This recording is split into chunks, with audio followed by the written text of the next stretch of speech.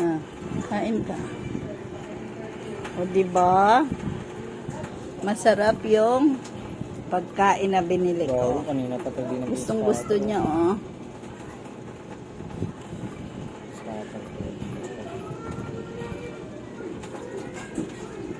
Maganda yung gemstone. O kaya yung...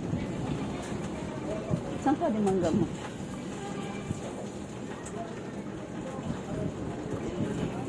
Pag walang ulam si ako, ayan lang ilalamas mo, nanay.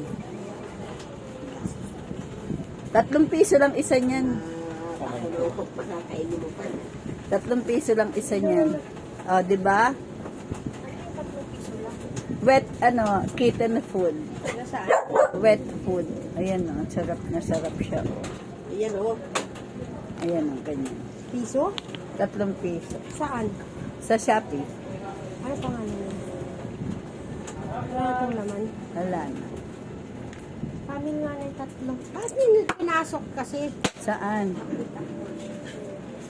Sa Shopee to? Oo.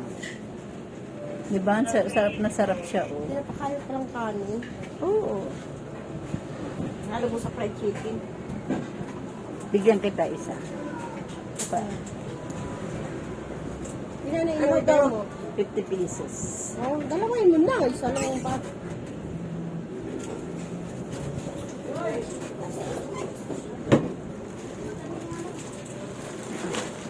Kami nga nanin, hindi na kumakain.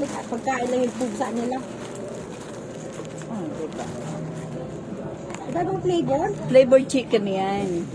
Tapos lahat chicken. Lahat chicken. O, order ako ng ibang Tuna klase. ang paborito nila. Chicken yan. Oh. Bakit hindi ito nakasaksak, mother? Diba? Ang sarap na sarap siya, oh.